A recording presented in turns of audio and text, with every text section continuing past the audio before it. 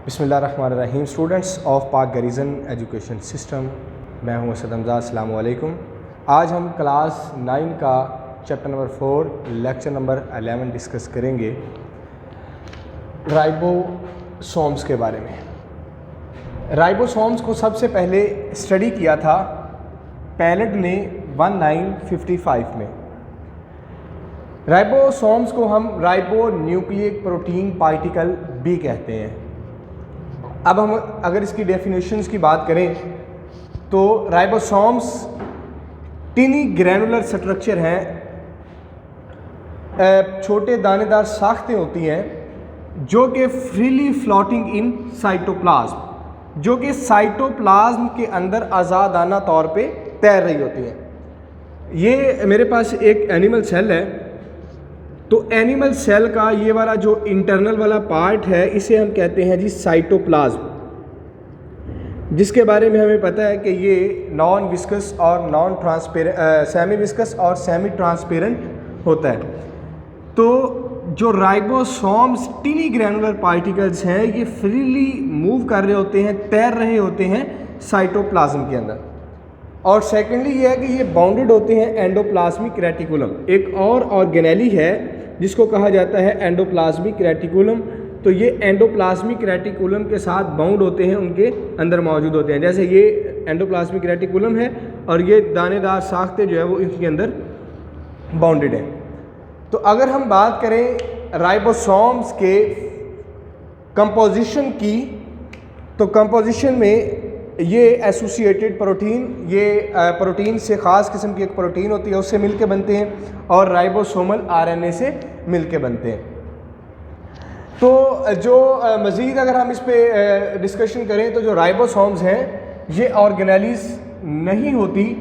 Organelles क्यों नहीं होती है, इसकी वजह ये है कि इनके अंदर मेम्ब्रेन, इसके गिर्द जो मेम्ब्रेन होती है वो मौजूद नहीं होती, इसलिए ये जो फ्रीली फ्लोट कर रहे होते हैं। ये फाउंड इन एयूक्रियोट्स और प्रोकैरियोट्स। राइबोसोम्स जो हैं ये एयूक्रियोट्स में भी मौजूद होते हैं और प्रोकैरियोट्स में भी मौजूद होते हैं।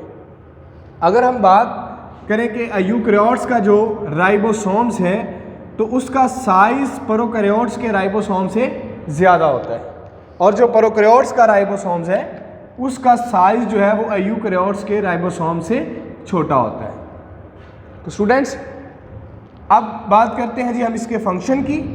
तो राइबोसोम्स का जो सबसे इम्पॉर्टेंट और सबसे मेन फंक्शन है वो है साइट्स ऑफ प्रोटीन सिंथेसिस, यानी कि इसने प्रोटीन की तैयारी करवानी होती है जो कि सेल के लिए बहुत ही ज़्यादा इम्पॉर्टेंट होता है।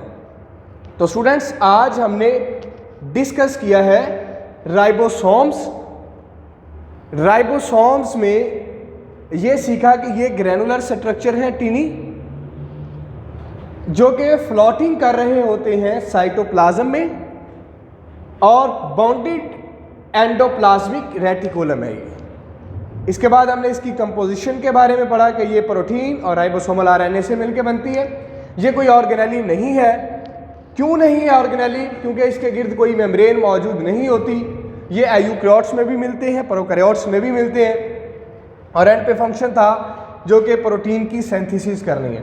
तो नेक्स्ट इसके साथ हम दूसरा टॉपिक डिस्कस कर रहे हैं माइटोकॉन्ड्रिया। तो माइटोकॉन्ड्रिया जो है ये भी डबल मेम्ब्रेन स्ट्रक्चर है, ये ऑर्गेनेली है। तो ऑर्गेनेली के बारे में हमने पहले डिस्कस किया है कि ऑर्गेनेलीज जो है वो सेल का स्ट्रक्चर होता है जो कि मुख्तलिफ सेल के फंक्शन जो है ना वो परफॉर्म कर रहा होता है।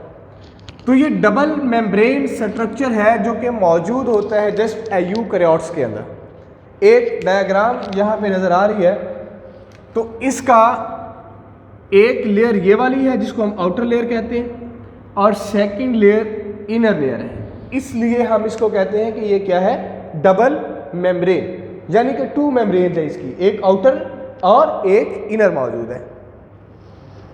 और सेकंड हम कहते हैं कि जी ये जो है ये पावर हाउस है सेल का, यानी कि सेल के अंदर जितना भी एनर्जी का काम होता है, एटीपी बनते हैं, तो एनर्जी के जितने भी मॉलिक्यूल्स होते हैं वो यहाँ से ही बनते हैं, तो इसलिए हम कहते हैं कि ये है पावर हाउस जो माइटोकॉन्ड्रिया है ये पावर हाउस होता है सेल का, यहाँ से एटीपी बनते हैं। एटीपी जो है ये एनर्जी मॉलिक्यूल्स होते हैं। तो स्टूडेंट्स नेक्स्ट हम देख लेते हैं जी इसके स्ट्रक्चर को। तो स्ट्रक्चर में जो माइटोकॉन्ड्रिया है उसकी जो बैरूनी लेयर है, आउटर लेयर जो हमें नज़र आ रही है ये वाली, ये स्मूथ होती है, बिल्कुल हमवार है। और अगर हम बात करें इसके इनर मेम्ब्रेन की, ये वाली इनर मेम्ब्रेन जो है, तो इनर मेम्ब्रेन इनफोल्डिंग है अंदर की जानब, यानी कि इसने तहें बनाई हुई हैं। और इस तह को हम कहते हैं ये जो तहें हैं इसको बोलते हैं क्रिस्टी। क्रिस्टी जो है ये प्लूरल है। अगर हम सिंगुलर की बात करें तो इसको हम कहते हैं एक साइड को, तो ये कहा जाता है क्रिस्टा। चूँकि ये प्लूरल है तो इसलिए हम इसको कहते हैं क्रिस्टी, दोनों जानब है। तो ये इनर मेम्ब्रेन के अंदर वाली जो सरफेस होती है इसको बोला जाता है मैट्रिक्स, जो कि इंक्रीज होता है, सरफेस एरिया इसका ज़्यादा होता है। और इसका काम यह है कि अंदर की जानब जो केमिकल रिएक्शंस होते हैं ये उनको जगह पर दे रहा होता है, ताकि वो अंदर अच्छे तरीके से अपना केमिकल रिएक्शन जो है उसे परफॉर्म कर सकें। तो एंड पे तो हमने ये सीखा इसके स्ट्रक्चर में कि इसके गिर्द एक आउटर मेम्ब्रेन और इनर मेम्ब्रेन है।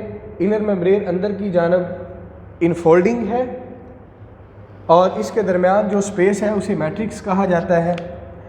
मैट्रिक्स जो है ये इसको स्पेस प्रोवाइड कर रही है ताकि केमिकल रिएक्शंस जो है वो करवा सके। इसके अलावा जो माइटोकॉन्ड्रिया है इसका अपना डीएनए मौजूद होता है। डीएनए हमें पता है कि हेरिडिटी मटेरियल है। अब हम नेक्स्ट बात करते हैं जी इसके फंक्शन की।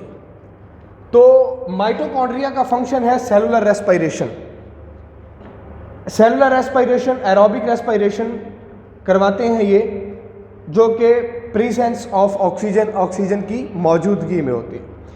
और इसमें से रिलीज होती है एनर्जी फ्रॉम शुगर। शुगर यानी कि जो खुराक सेल खा रहा होता है या जो खुराक सेल के पास होती है तो वहाँ से एनर्जी रिलीज होती है। और वो जो एनर्जी होती है वो in the form of ATP होती है। और वो जो रेस्पिरेशन कर रहा होता है, ये जो एनर्जी रिलीज़ करवाने वाला, तो ये सेलुलर रेस्पिरेशन का एक ख़ास प्रोसेस है जिसको हम एरोबिक रेस्पिरेशन कहते हैं। ऑक्सीजन की मौजूदगी में ये काम कर रहा होता है। जैसे ग्लूकोज जो सेल होता है उसके पास जो खुराक होती है वो almost in the form of glucose होती है। तो ग्लूकोज के साथ ऑक्सीजन के मॉलिक्यूल्स मिलते हैं। चूँकि हमने देखा है कि ये एरोबिक रेस्पिरेशन है, तो ग्लूकोज के साथ ऑक्सीजन के मॉलिक्यूल्स मिले तो यहाँ से हमें कार्बन डाइऑक्साइड, वाटर और एनर्जी हासिल हुई in the form of ATP. तो स्टूडेंट्स ये था आज का हमारा लेक्चर, जिसमें हमने फर्स्ट राइबोसोम्स के बारे में पढ़ा और सेकंड माइटोकॉन्ड्रिया के बारे में पढ़ा कि माइटोकॉन्ड्रिया पावर हाउस है सेल का। इसके अलावा इसका स्ट्रक्चर कैसा होता है और एंड पे हमने फंक्शन को देखा। तो ये ऑलमोस्ट शॉर्ट क्वेश्चंस के तौर पे ये दोनों सवाल बड़े इंपॉर्टेंट हैं। तो नेक्स्ट वीडियो के साथ मैं हाज़िर होऊंगा। अस्सलाम वालेकुम।